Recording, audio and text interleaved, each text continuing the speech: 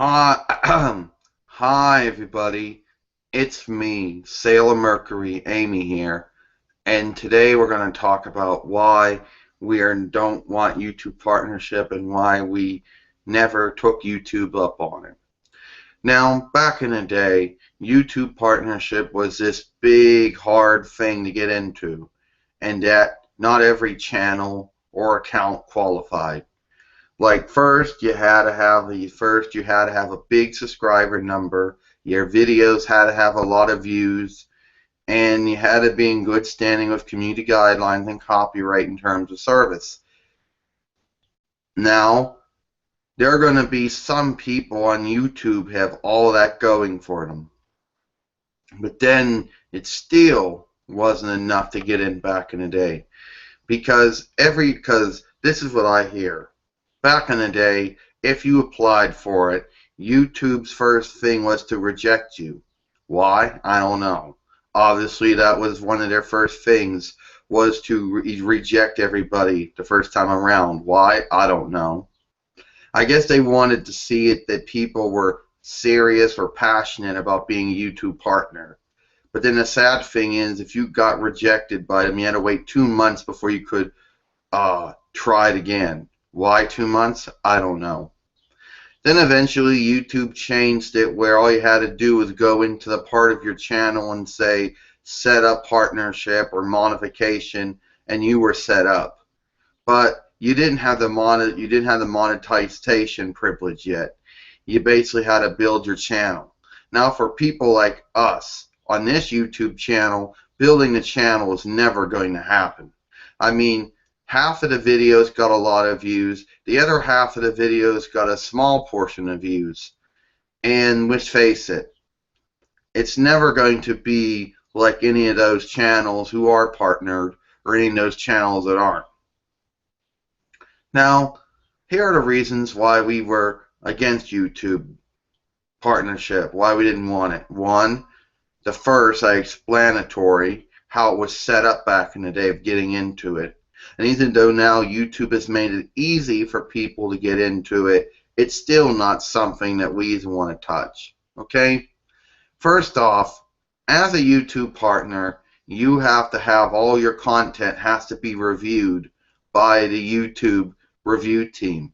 And let's just say it, sometimes they don't do such a good job reviewing community guidelines and copyright infringement in terms of service reports. Some of the reports are legitimate, and some of the reports are just, flat out mistakes, And if you're one of those people that's worried about either losing your good standing, losing your privileges, or losing, I don't know, getting your channel suspended or terminated by a reviewer that makes a mistake, accidentally hits the button that terminates the channel, or suspends the channel, or takes away one's privileges, or takes away one's good standing. Now, that's not to say that a mistake's not going to happen. Now, there's going to be partners who are going to, now partners have never confirmed or denied any of this, but since human beings make mistakes, and since the reviewers are human beings, mistakes are going to happen. And I don't want one of those mistakes to cost me my YouTube channel. So no. Another thing is YouTube partners get paid through Google for using a Google AdSense program, being a YouTube partner. You see there's a lot of misconception. Yes, they are on YouTube and they're a partner, but they're getting paid through Google, the parent of Google, the parent of YouTube, my mistake, through Google AdSense. Now, some YouTube partners might think, well, that's a good thing. They might think they're on Google's payroll or whatever. Well, the truth is they're not a Google employee, so they're not going to get all the privileges and all the benefits that come with the job. They're just on the YouTube partnership program, and there's no liability or accountability for it.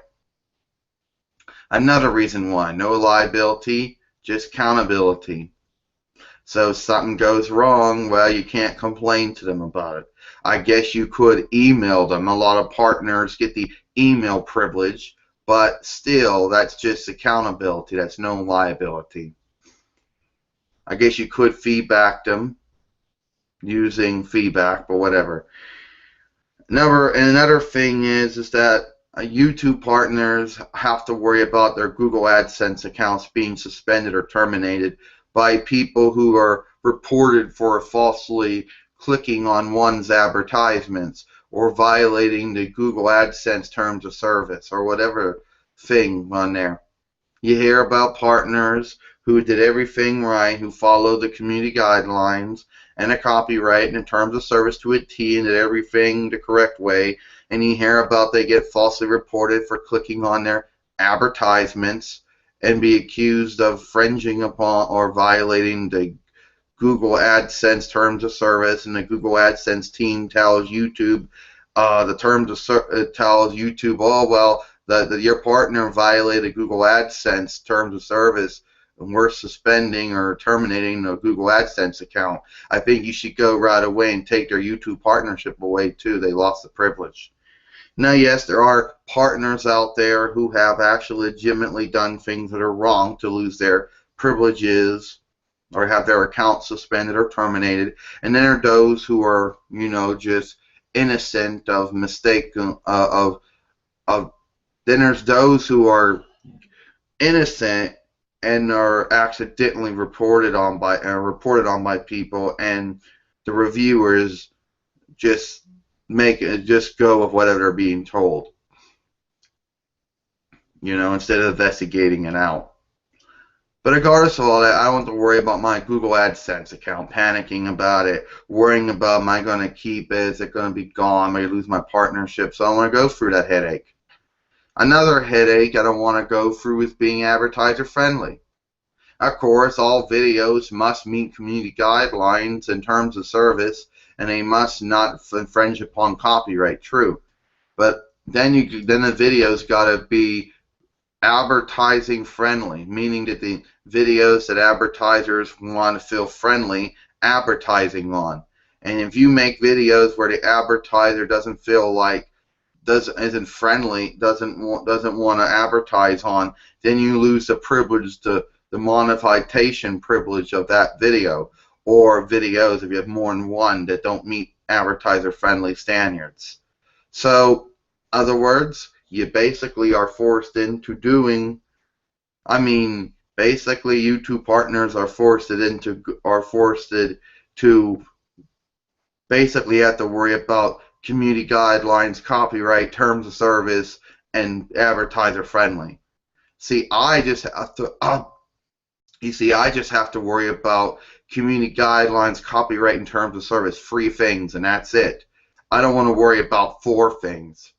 I don't want to worry about that, oh, my channel's meeting community guideline, copyright, and terms of service standards, and then find out, oh, it's not meeting advertising standards.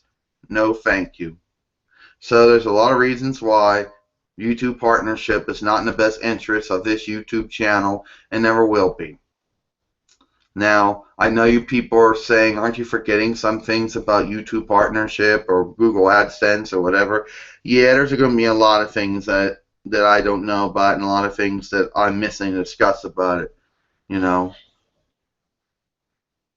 that's about it. I'm Sailor Mercury, Amy. Hope you enjoyed this video.